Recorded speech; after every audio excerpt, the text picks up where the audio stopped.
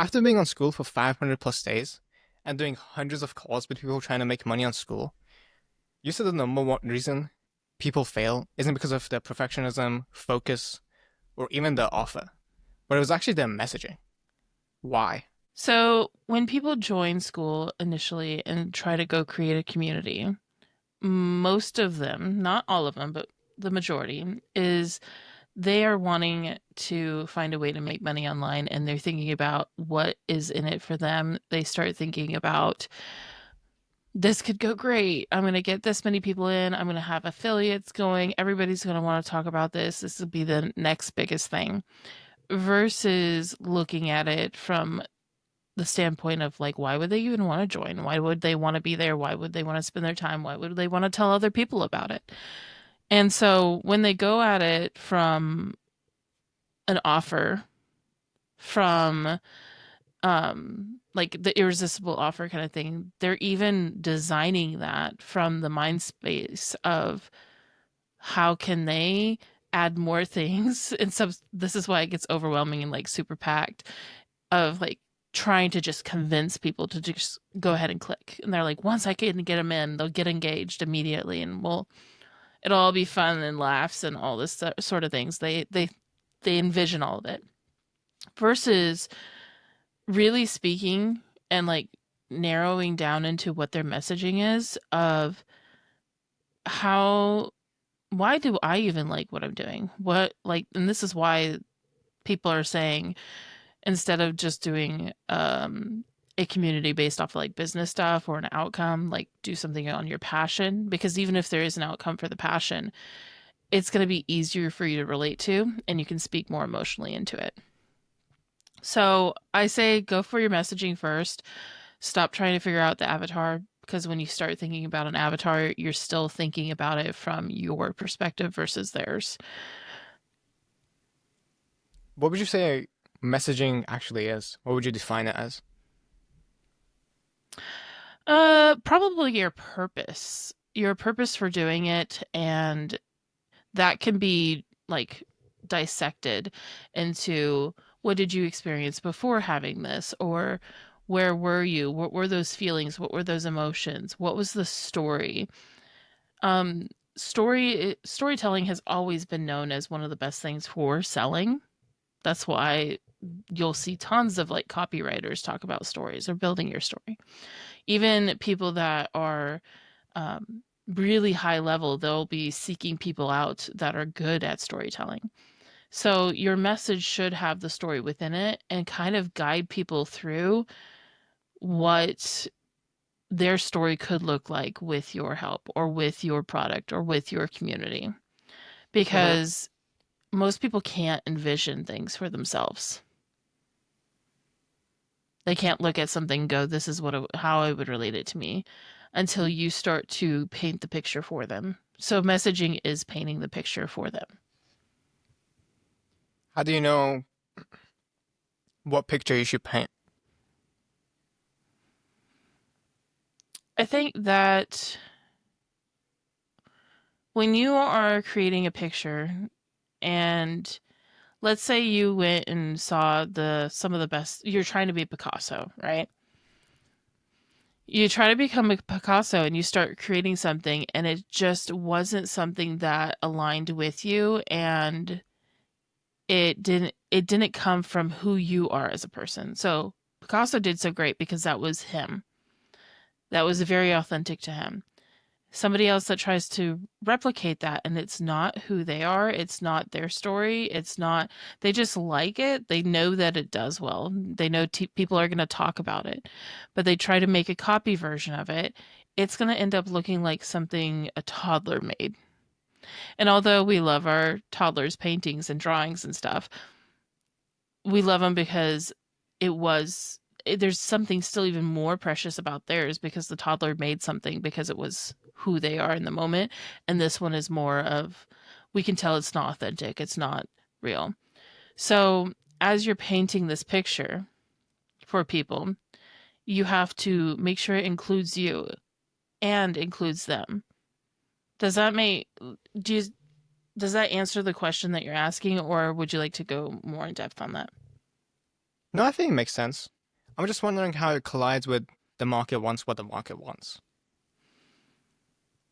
I think that the market, like if we were going to say like the market wants a certain outcome, a certain thing, then if you're in tune with what your messaging is, the reason why your offer, your community, your coaching, your course is going to help get the market whatever they want, you have to be able to relate that to them.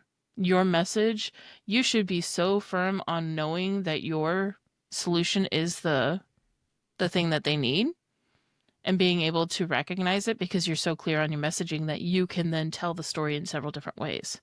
So if I was trying to tell you a story about making money, I could bring up like a story about a fisherman, you know?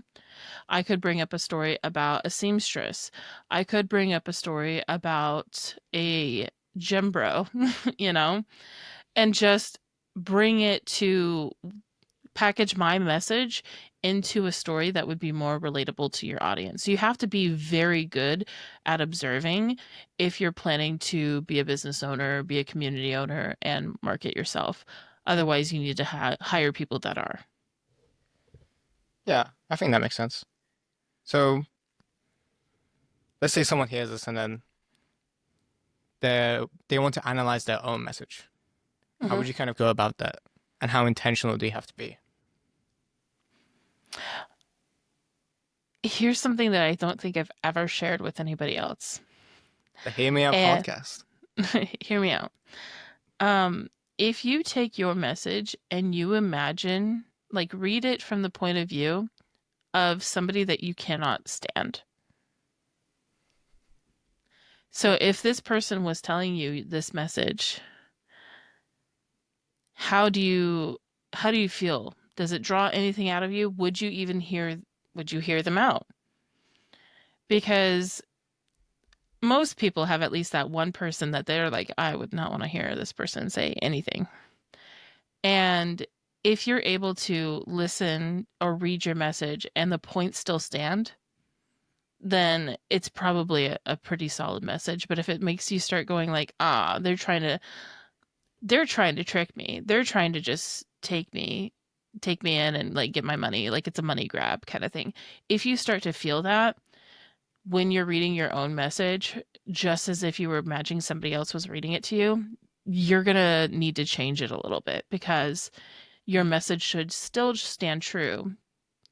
And that's why when you create a really good one, the reason why you go through that practice is because if you have people that you're planning to let them affiliate for you, you have to realize that all these other people are going to need to relay your message as well. So it needs to be something that others could put into words. Yeah, I think that makes sense. And would you say that kind of mindset changes if you're a community owner or operator? Because I feel like since there's so many different ways to make money on Skool, Mhm.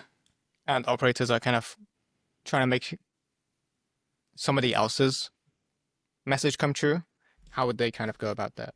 And how does it differ exactly? Well, would you say that an operator has their own message? I feel like the operator's message is more constrained. So, for example, the general one is just, I'm going to make somebody else's dream come true. But you can make that more niche. So, I'm going to make somebody else's come true in sports and music and whatever it may be. So, that's why I kind of asked the question. Okay. So, because there's so many different ways to make money online and specifically on Skool. If we're going to focus in on an operator, I'm going to say that they have their message and then they also have the message of whoever they're operating for.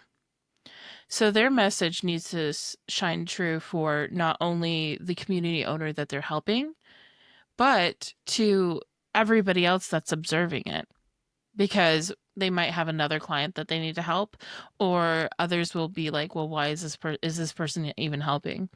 So the operator's message would be, if we were taking sports for example, that I go and I help influencers. We'll go with influencers because it's easiest. I help influencers take their following and monetize it in a way where their followers don't feel like it's a money grab. They feel like you're actually just providing an extra service, and it's almost like an exclusive deal that they are getting to take advantage of. You want that community to be the thing that everyone's like, I can't believe I got into this. I can't believe this influencer is doing this where I can be involved and be a part of it. And you're, whether it's a place to hang out and it's just chill, or if it's actually something where it's providing the outcome. So the operator's message is, I'm going to be observing how your followers interact with messages that you're sharing. I'm going to provide you posts that you can do so we can do testing. So like there's a lot of things that people don't really realize. If you started to lead up before you even introduced a community, you could do data testing on the following itself by posting certain things just to try to see which ones do better, so you can see what is like really controlling the heart of that following, because an operator is holding the heart of a community. They're the ones trying to lead people into this engaged and retained type of meaningful community. And when they don't end up doing that, or they have a miscommunication, you're going to see that they're not as successful, because they also have to make sure that they're encouraging and showing those data points. They need to come back with the data to show the influencer, who is like the community owner, that this is working. This is why it's working. This is, you can see them engage, and continue to encourage them to show the exclusive side on the community platform. Because if they were to just do everything the same, like I'm going to post everything the same on Instagram as I do in my community, well, then why do your people need to even be in your community? So that's the operator's message. Like, I'm going to help make you successful because I'm going to be ultra observant. They're basically the hostess or host of a party for that influencer within those corners. Now, if they're that observant where they could understand that whole entire following and like what drives them, then they're also going to be really observant. And this is how they would even sell somebody, first of all, is trying to understand, why does this person do what they do? Why do they show up online? What is important to them? What are the things that they consistently bring up, whether it's on their stories or what is their messaging? Because if they can take their messaging and start to package it for them as an operator, they will have already proven to the influencer that, hey, I know what's important to you, and this could help you do even more for yourself and for your following. Yeah, I think that makes perfect sense. And then if we were going to take a step back, outside of being a growth operator or a community owner, do you feel like there's a lot of ways to make money on Skool? Yes.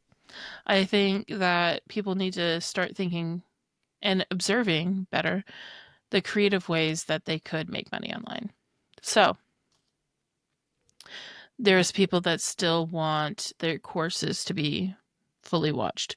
And what I mean by that is that there are a lot of people that still use a community as either like a course holder or a coaching holder. Like, this is where they do their coaching. And if you were to go in there and you were to see that people are not necessarily hitting the same alignment of like, what was on the about page? What was the owner trying to convey? Is the owner starting to just like put out random crap for the posts because they're just like, well, I got to post. I have to post. So it's not even thoughtfully like gone through. Then you could go through and help them by doing like the engagement boosting, which is, first of all, it's the same. It's very similar. It's like a step in the, like a foot in the door role is what I call them, because you still have to understand the heart of the community owner and the heart of the community. Like, what is the messaging here?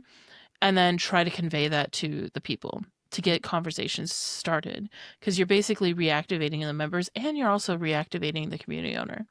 That's one way. You could be a post curator, because like You go in there and you see a community owner struggling to get their point across towards the community. So the reason why I wouldn't say that you should just be the only one posting as like a role is that when you join the Skool community, these people already automatically follow the owner. So if you could give a really good post, and it's still based completely on what the owner would want to say and convey, you're just repackaging it so that it's actually engaging. That's a whole nother role. You could do the affiliate stuff. There's people that could create communities that are completely free based around a passion, and it's like just a hangout chill spot. But then they could also bring in, hey, these are some opportunities. These are good communities to affiliate for. Did you see the post that I made in the free community recently where I was saying that, hey, this is a community you guys should check out because of how the affiliates are being run? Mm-hmm. That's something that others could do inside their own community consistently. You could just tell people like, hey, we're going to hang out, we're going to chill, and I'll give you guys opportunities to join other communities that are really interesting and low ticket. And you could grow your affiliate commissions this way. Like, there's so many different ways to make money that people are just not choosing to do because they're still focused on this whole funnel system. Coaching, courses. We have moderators, admins, growth operators, builders. There's going to be ones where people will want to go out there and bring more owners to the platform where they could even do finder's fees. Like if I wanted to go to a city, like if somebody wanted to travel, this would be a great one. You could go around and find places like dance studios. You could find theaters. You could even find something as simple as like a local Airbnb kind of thing where you want to create it basically is creating like experiences for people and let people know when things are going on. People that want to do like a yoga retreat or something like that. Bring those people as owners and have their own community. But then you could hook up with somebody that's like a growth operator or a builder of a school and say, hey, if I bring you leads where you could build their school out for them, or you're an admin, you can manage them for them because they have their in real life business. Can I get a finder's fee for the first month? That's what they could be doing, and they could be running this through, and they could have already signed them up as Skool affiliates underneath them and built their affiliate system out. So it's kind of like looking at how many ways could you make money and which one feels like it will fit with the lifestyle that you want to have. Got it. So let's say someone finds a way that they want to make money by joining your community, for example, and then they have to build trust with their prospects, members, or if they're a community owner, or whatever it may be, right? In a world that like people are becoming more and more untrustworthy of those around them, and especially in the online space, have you managed to gain the trust of so many people, including like schoolers, your own community, and even like the Skool team, as a faceless creator? Yeah, that's the cool thing is that I've been able to be faceless on Skool this entire time. And it's because I have a rule for myself. And it is if I have something to say, then I'm going to say it. And it is the part of being authentic because there's so many times that people just completely hold themselves back. And there's a way to say things and not say things too. Let me just be clear. Because you're not just going out there and being like, well, this is bullshit, you know? That's where, like, I've already recommended everybody read Crucial Conversations. And it's just about like having good conversations. I don't think people were taught that in school or even in their family. Like, I think schools were thinking maybe families should teach this. And then families were like, we don't know anything about this, so they can't teach it, But anyways, going into it is my role for myself is to be authentically me. And if I can truly show up and this is who I am, and I'm not going to be swayed to be anybody else, or I'm not going to mold myself to be somebody else. I think people can almost sense that because there's been plenty of times that I've been asked to not be faceless and that I would go on camera. Or I remember probably the first podcast that somebody asked me to be on, they were like, oh, okay, well, you're just going to be on camera for my stuff, right? And I'm like, no. Like, I don't know what you're thinking. I chose, like, I was not going to be on camera to even work with Skool. So, like, obviously, I'm not working with Skool. I have my own communities and stuff. And so I was like, why would you think I would want to, like, I would choose to not work for Skool, but I would be on camera for a podcast? That doesn't make sense. And then I've lost some other things. And I think it's the fact that I'm also willing to lose out on opportunities too, to stay true to myself. So as long as they like the whole faceless thing, when people have questions, I also don't have a problem answering them. Because a lot of people will ask, like, why do you do faceless? The first one is medical and health reasons. Um, there's been a lot of stuff that I had to deal with after like a really bad car accident, and I'm still going through that. The second one is it allows me to be super present for being a mom. So as a mom, I can run around and do stuff while I'm on a Zoom call, and because I don't have anybody else to help me with him. I adopted him when he was 3 days old, and I've just been winging it because I only had 3 hours notice. And um, if I was to try to choose between getting camera ready or spending time with people on a call, then I'm going to choose to spend time with people on a call because I'm being present. I'm showing up because I only have time to do one or the other. Dominic's not my son Dominic's not going to let me go get camera ready and then also be on camera, you know? Hmm. So I just kind of made those choices. And because I showed up that way, it's because it's being who I am. And I guess part of also I need to bring into that is I care deeply about whether people succeed or not. They have the options to succeed or not to succeed. You can't make everybody acknowledge that that's true or not. But I care enough to see them, to hear them, and to remember them in moments where I'll tag people constantly. Like I'll be like, "Hey, you should check out with this person what they're doing because I think that would help you." Um, I'll reach back out to them because they had a conversation with me on a call that was not even in my own community. I'll just reach out and be like, "Hey, I saw this thing. It made me think of you. Here you go." You're just treating people like people. You're treating people like you are the connector. You're the host. You're the hostess. That's what your brand is. So connecting people and remembering to include them, to hear them, to see them, all of those kind of things are going to build trust because I think it's the quality type of person. People want that. They don't see that online. Yeah, I think generally one thing I've told personally, for example, is I am very weird around you. I don't think it's necessarily something that I have. It's just I'm weird myself. So they feel comfortable enough to be weird and kind of not care, especially Mm-hmm. if you don't judge them for something that they did or something that they would normally get judged for. People generally tend to open up a lot more when you kind of do that.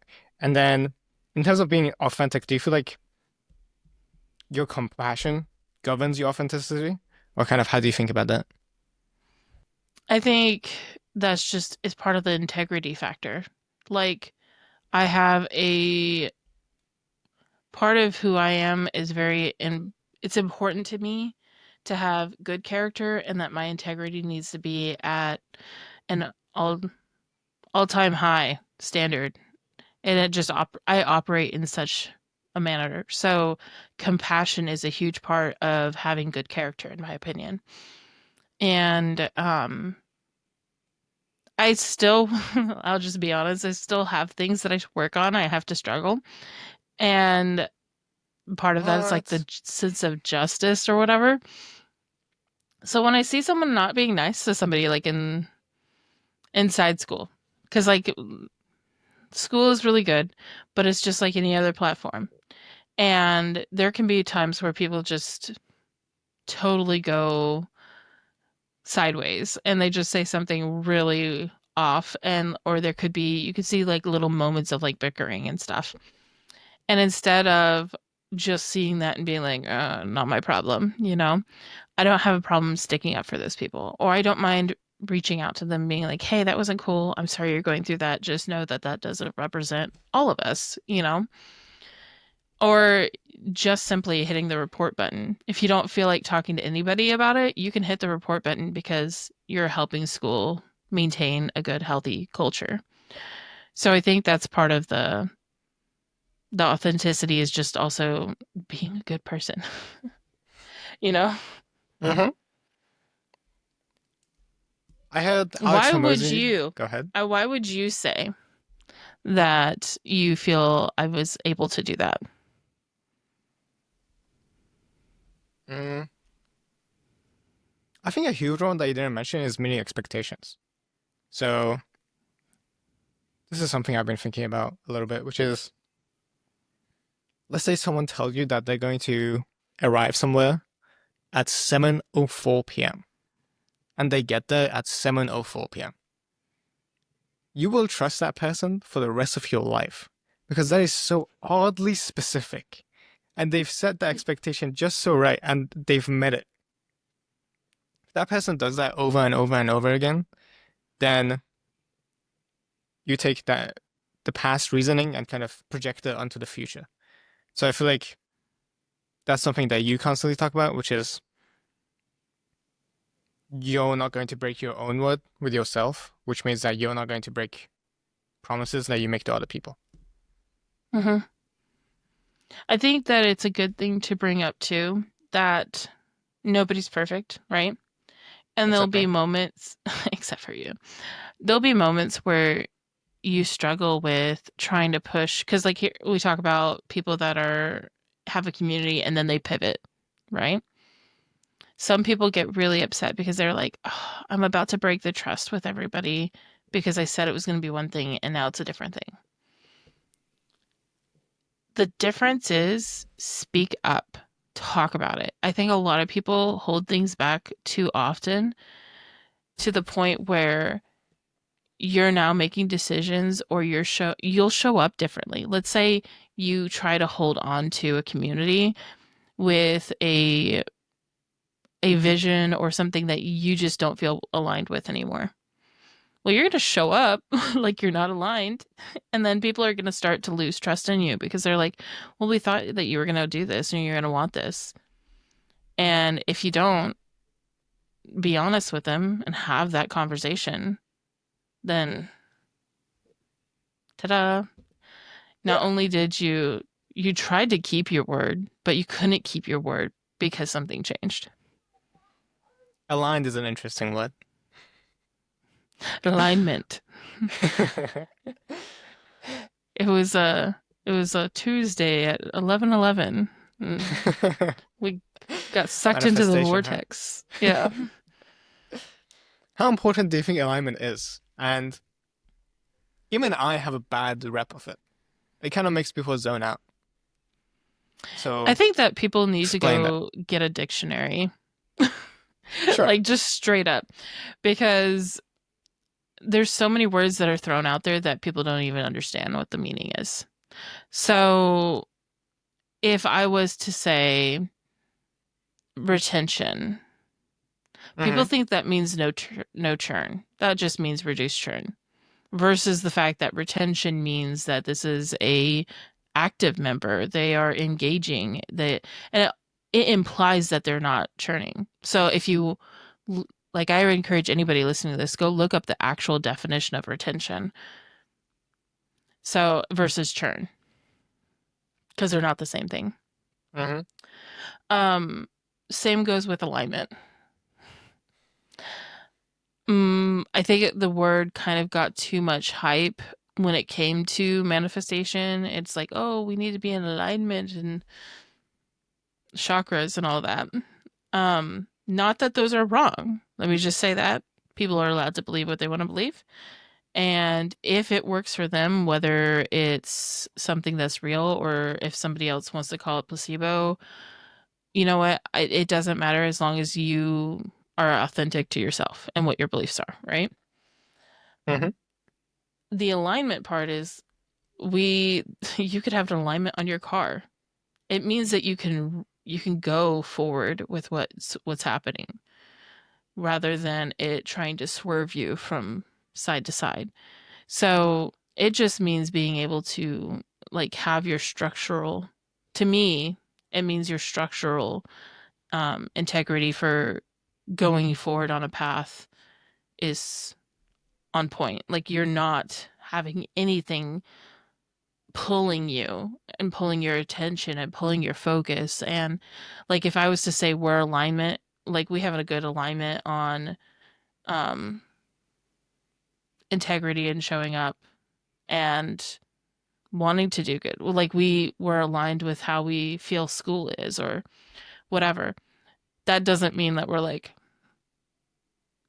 putting crystals on our pillow saying we're going to make this with school, you know. It's different. I heard Alex Hormozy and Sam talk about how communities are the counterculture to AI. And let's say someone nails down their messaging, nails down their trust, and gets their chakras aligned. What skills are going to outlast this kind of new age of automation and AI, especially in the community niche? I think it's an interesting thing that they said that because and this is why I think a lot of people could look at that and take note because they operate in such a way to make sure that it is the counterpart to AI. That's why you don't see scheduled posts. Because if you could schedule posts, a lot of them might be AI. We'll see those long dashes that like drive me crazy. um, if you're talking about what, like if we were going to narrow it down to one skill, it would be the skill of connecting. Now, if I wanted to, like, say I'm going to take a team of skills, it would be like connecting, observation, being a good listener, all those different things together. But connecting is going to be the one because there's no way that AI is going to help you, or I could be wrong. I don't know what they can do with AI. But You never I know. don't ever see it truly being authentic enough where if AI had tried to introduce you to me, I don't think I would have paid attention to it. I mean, I just don't think I need to get introduced to people if I have my AI girlfriend. So, Right. let's say someone does want to get better at connecting. How would they go about doing that? The first step is connecting themselves. So, The chakras aligned? yeah. No, what I mean by connection is it is like networking. So Hmm. you'll hear the word networking, or then you'll hear the phrase network effects, all that. It's the simple art of like connecting yourself to people, which means putting yourself out there to talk to them, to hear them, ask them questions. Be like, it doesn't have to be like, hey, Arden, what did you eat this morning for breakfast? Like, that might be a little weird, but you could be like, what'd you do for fun this weekend, Arden? Like, when was the last time you did something that was like adrenaline seeking, you know? Just fun stuff. And then you get to know the person. You already feel connected because they know more about you and they cared enough to ask things that people normally don't ask. And then when you take that, you already have all that information and you go connect with another person. You can start to be like, oh, Arden's really going to have fun talking to Ethan or whatever, you know? And then they connect. Um, Hmm. I think one thing that I found valuable while connecting with so many people like Ryan, I mean the course team, that's how I got the role basically, mhm, is knowing how to think about it, which is to do some absolute thought leadership here, is first impression multiplied by quality, multiplied by repetition. So first impression is just, it's so important. Those first 30 seconds I found. And in terms of quality, it's like, are you messaging or are you doing live calls? Are you meeting in person? Because all of those have different sorts of quality. And then you mhm. have, how often are you actually doing that? How often are you showing up? Because ultimately, you could be best friends with someone, and if you only meet them like once every 20 years, then, it's going to be harder to keep that friendship. Yeah, that can be your best friend if you've only met once every 20 years. And be like, I saw you 3 times in my life. Um, yeah, I would say that is accurate. But I also like to bend the rules a bit.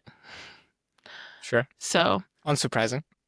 um, you know how I've been with like, I want to break the stigma that sales has to be complicated or like a certain formula or whatever. You could just simply have a conversation and offer more help if you want to.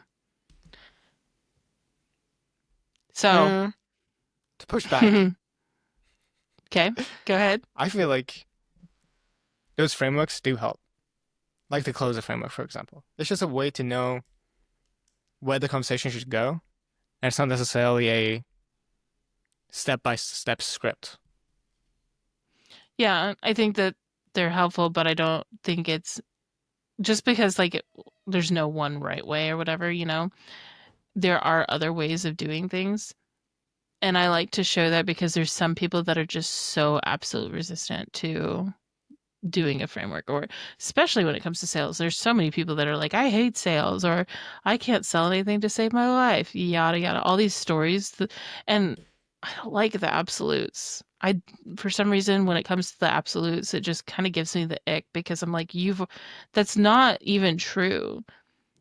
Like you're saying you're not good at sales, so therefore you are because you've already chosen and you've already decided that you are bad at sales, you know? So, but that's why like I will test things out that go against the norm just to prove that yeah, you could do it. It might just take longer. It might be slower. It might not have the higher conversion rates. I don't think that frameworks are bad though. So, when it comes to and why I brought that up is because like when you said the first 30 seconds of an impression can change everything. I think that there's a little bit of adjustment there where you could show up and someone might observe you saying the most offhanded, like weirdest thing on a call, like talking about catapults or whatever. Like they join the call right at that moment and that's their first 30 seconds of impression of you. I think that as long as you stay true and you include them in conversation, the 30 seconds that won't even be the first impression anymore. I agree. I just think it's harder. That's kind of what I was getting at. And I think it's really, Mhm. if you're going to focus on one part, then I would do that. Yeah. For example, for some reason, now I get like a decent amount of messages. Most of them go something along the lines of, hey, name, oh, hey, Autumn, give me value. And I'm no big shot. So I would imagine that for people that are like more in the space, it's way, way worse. So how would you recommend someone kind of goes about fast connecting with someone on Skool? Treat him like a human. That's the difference. I think that's the whole point of like what even Sam and Alex are saying. Like it's the counterpart to AI. We're not treating people like a status. We're not treating people like a a framework of like this is how I would talk to AI. Like is that how you're talking to AI? Like first of all, whatever. And then why would you want somebody to just show up, just be like, "Hey, your name, give me value?" That's a little weird. Like, I've never spoken to you before. Why would I? Who are you, first of all? Like, what's your name? You know? And so I think that it would be better to just learn to have better conversations. That's why that book is so good, is like How to Win Friends and Influence People. Like, start to treat people more humanly, and you'll start to notice that. And for some reason, people think that status is a big thing. People can message Sam or Kirby at any point. And I know some people might not like this, but some people think that they're really special because they get to talk to Sam and they get to talk to Kirby. And I'm like, but anybody could, because they have open doors. So, not that everybody needs to go flooding their messages, because these are people that have a lot of things on their time. They don't need to tag them and everything, to try to get their attention. But just treat them like humans. I think that's another thing, like something I learned a long time ago. Because I have worked with big names. I have worked with like celebrities before, and I have worked with people that I can't even say their names because of NDAs. Um, the only reason why I got there was because I treated them like a person. I didn't hold them up on a pedestal kind of thing. Another thing I would add to that is at the same time that you're treating them like a person, try and be valuable Hmm. as or useful, as I would say is a better term, as much as you can. Even if it's like a small bug report, it's important to them, especially. And don't just talk shit. Yeah, I mean, you got to think about, you have to be observationally aware of your surroundings, right? So if I was to try to message Sam, I'm not going to be like, "Hey, Sam, did you eat lunch yet?" Like, he'd be like, "What the fuck?" Um, that'd be so weird. It's Or if I poisoned. just was, yeah, it's like, be like, I hope you're safe today." This is such a weird, this is such a weird message to get. Good luck But getting to the office, dude. have a great drive home. Hope you make it alive. Something weird.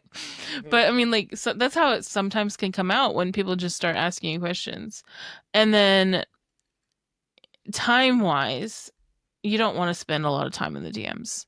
So if someone's only talking to me in the DMs, I'm eventually just going to stop talking, because a lot of that conversation would have been better if it was as a community, because that's what the whole point of a fucking community is to talk inside the community. Um, I've had people that they'll have a conversation on our calls, and I'm like, and they'll be like, "Okay, I'll send you a DM because so we can follow up on this." I'm like, everybody else was here on this call too. Now you're excluding people. One, rude.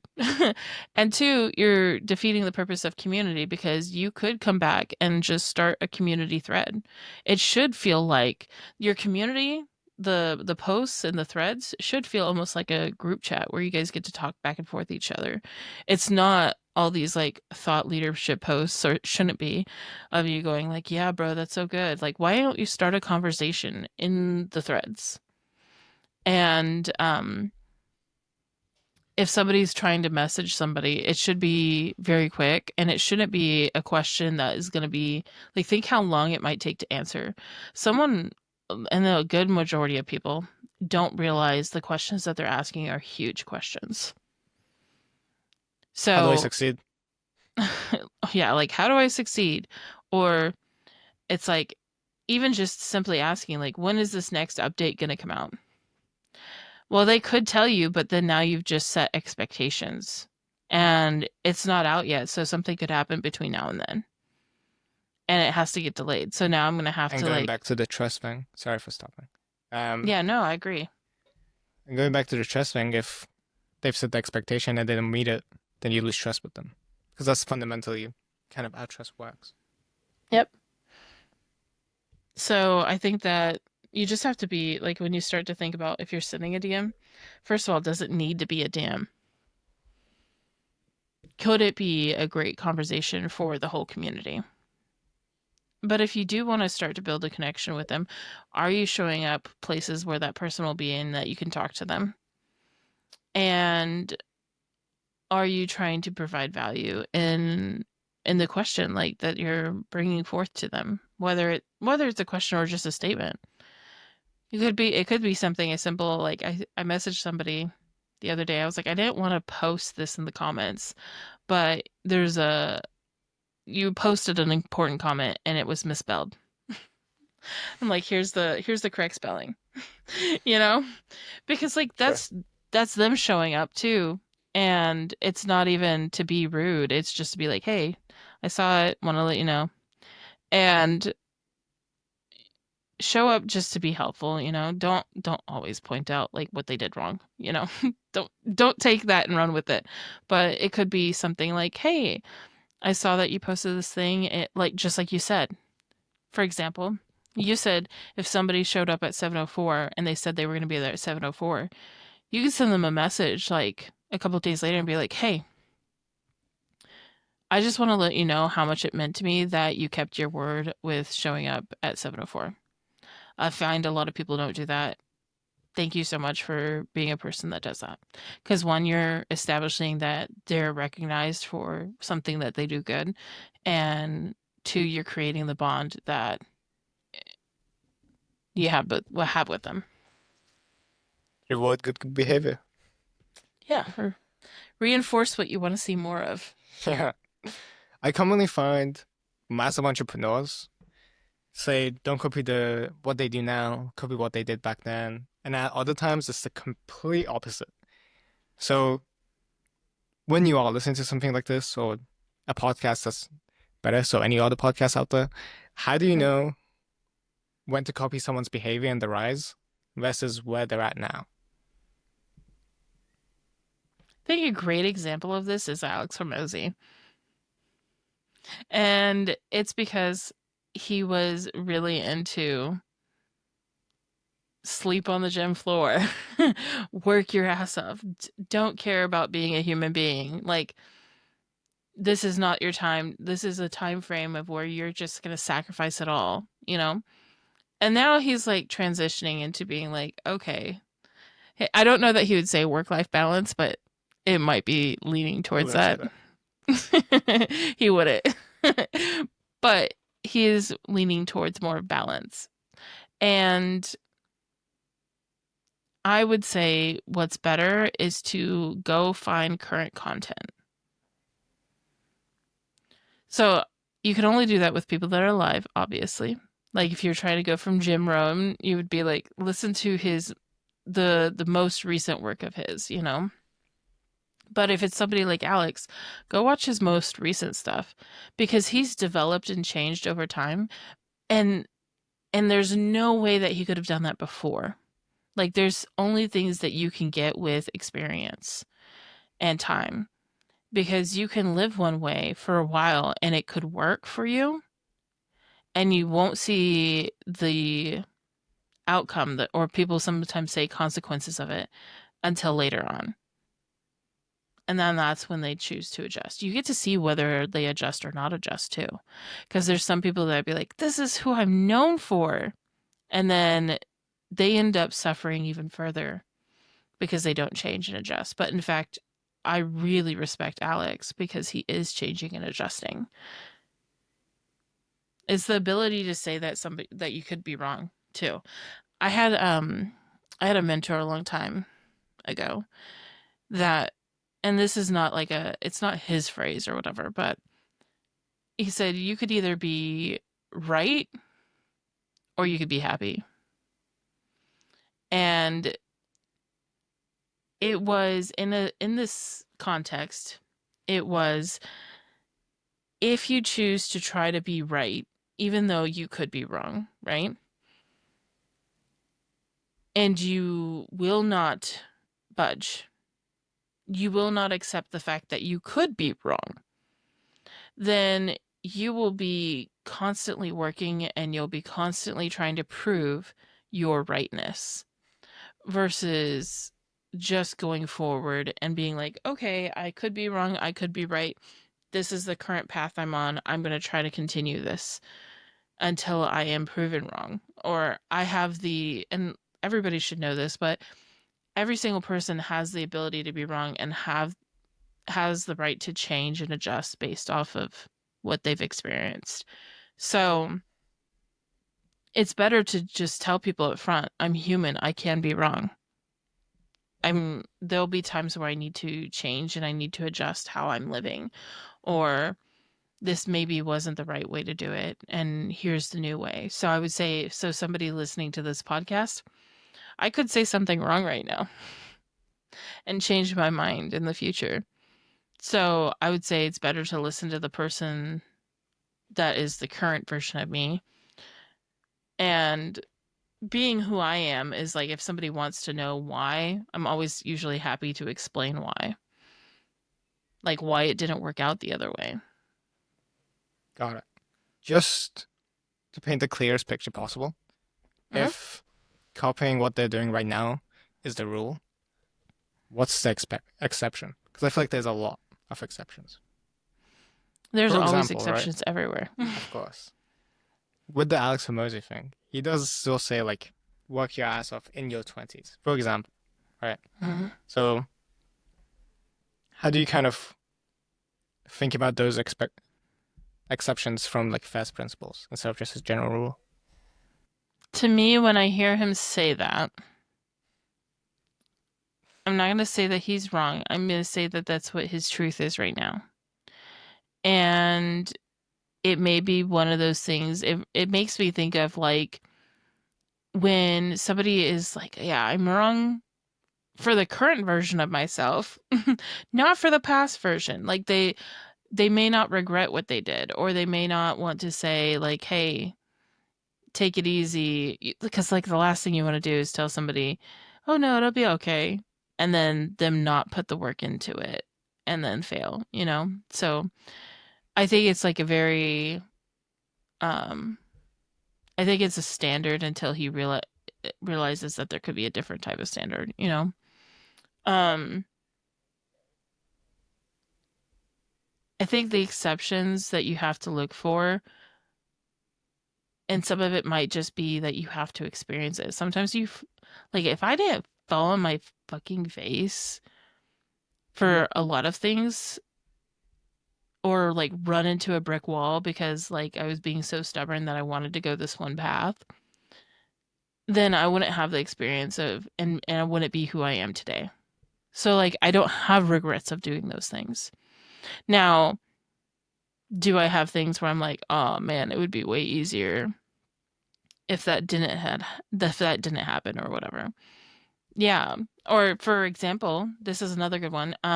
For me being after that car accident, some people don't understand. I'm very grateful for my car accident because it made me slow down. Because I was going at full steam and like working my ass off, traveling all over the country and doing a lot. And I was missing out on the fact that life is happening right now. And if I hadn't been hit by that car, then I would probably be really burnt out and have missed out on so many things. Like I probably wouldn't even be a mom right now. And being a mom is like the greatest thing in my life. So, although I'm living with pain every day because of being hit by that car, I'm still very grateful that I was. So, for him, I think the exception would be he needed to hustle that hard in his 20s for him to get to where he is today. So he cannot say to another person, you shouldn't do that. Even if there is maybe the exception that you can choose to have some happiness, or he chooses not to focus on sharing the fact that he had the happiness. Like nobody really truly knows all of his life. Because I can guarantee you, like, if somebody were to follow just what he says online, they probably wouldn't be in a successful relationship. Because the relationship isn't something, like, they share some of it, but they don't share, like, every minute detail. Like there was a part where they got to the point where they fell in love and they got married, you know? So there is going to be happiness involved. What's the question people never ask you and you wish they did? Huh. I feel like people ask me so many questions. I don't have questions. Don't ask me more questions. Um, Wrong place, though. um, I think that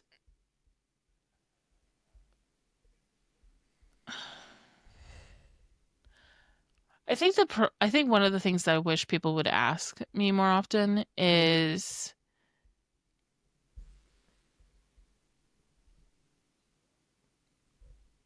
probably something to do with like, well, what if I do fail?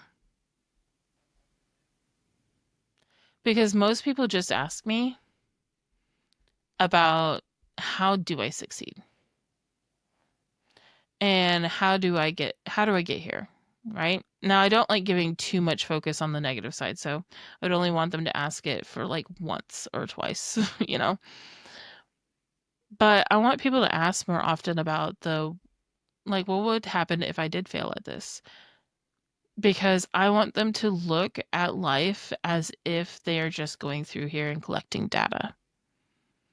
Because this is a data point for you. If you fail at something, let's say somebody was trying to put out an offer or start a community and it didn't work. Well, now they have one way that it won't work, and that's something that they can share. Um, and I think that if they would do that more often, then they would stop putting so much pressure on themselves to succeed, because the pressure to succeed comes off sometimes as desperation, and I it can almost turn people away. So I would rather people ask think it me can what would definitely happen. turn people away. Oh yeah. I mean, like the desperation can, but it depends on if they're pushing for success. And I find that happens mostly when they're in a place of like need for money versus want for money. So would you recommend that someone goes full time after they don't need the money? How would that kind of look? Like they have savings essentially? Yeah, if somebody has savings, if somebody's working and doing something else on the side and they've built up at least like 6 months. Some people say 3 months or whatever, but I'm like 6 months to a year is like where you can just not feel that desperation. And it's like it's got to continuously be there. It can't be like, oh, well, now I'm down to 3 months. Now I'm down to 2 months. Like that doesn't work now. Yeah. It's gotta Alex, stay there. yeah. Alex and Sam talk about this on the day ones and how it's like your savings is how big your balls are Yeah. in business and how far out you can actually look and how far out you can think. Because if you're constantly chasing the money, and this is why the community model is so good, right? You don't need to sell courses from one time and then constantly need new people in there.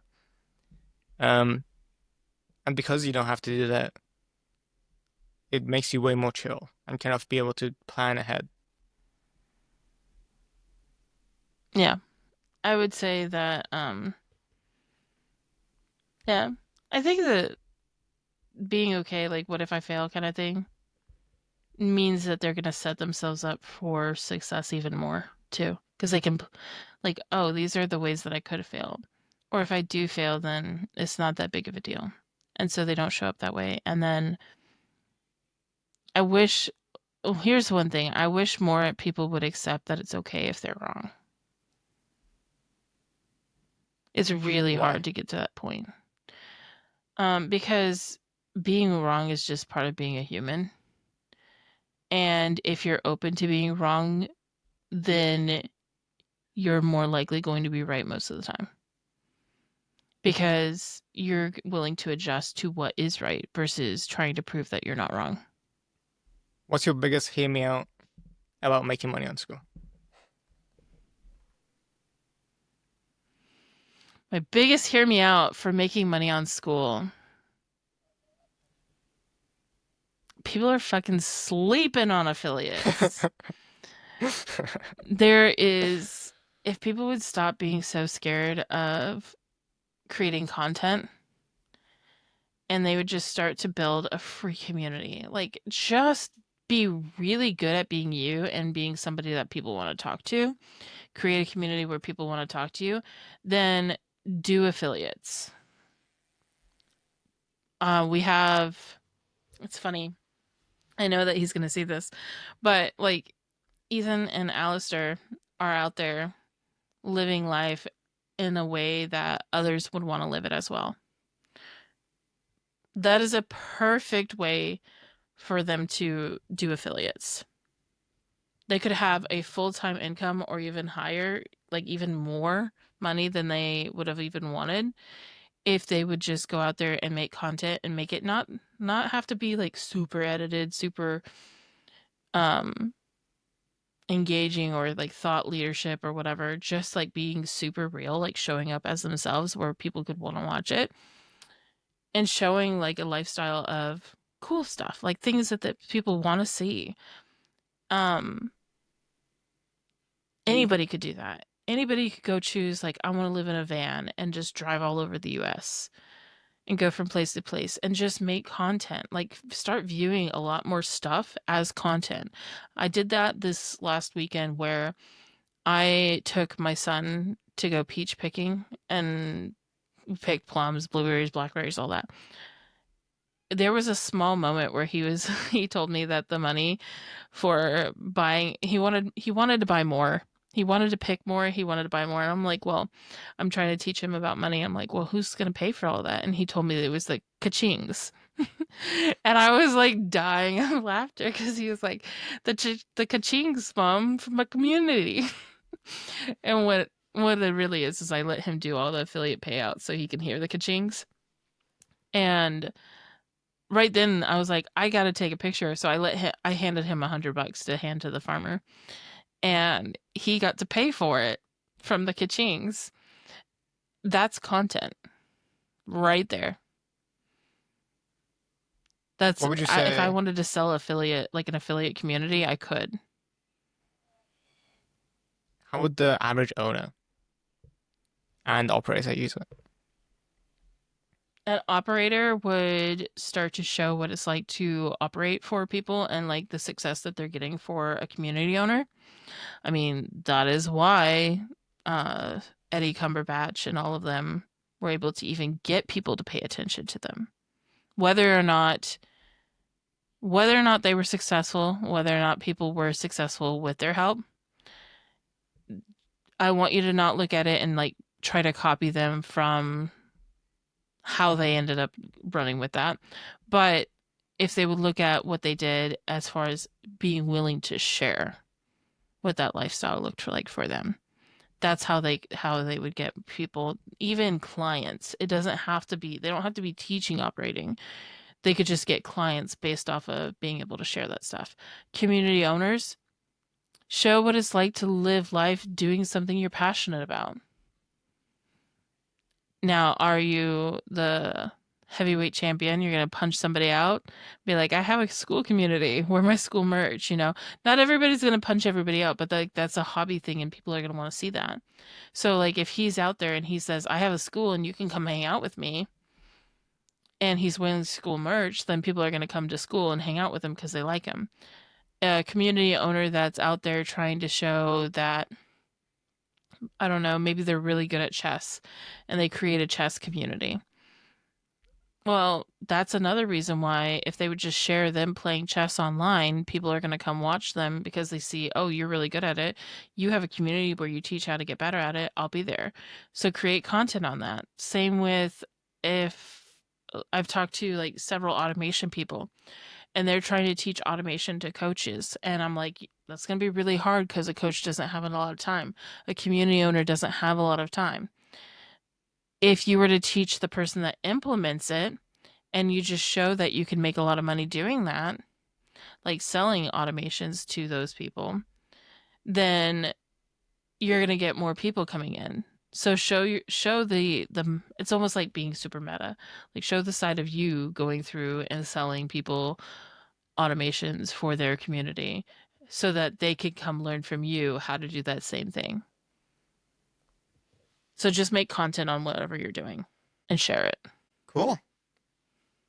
Why should people check you out? Don't check me out. I'm just kidding. Um, I mean, if they want to, They if they want to. want to be, okay. It, It's been an the hour. yeah, If they literally, if they do, like, if they don't do it, it's just kind of dumb. yeah. If you got all the way here to this Yeah, point, you're just kind of stupid.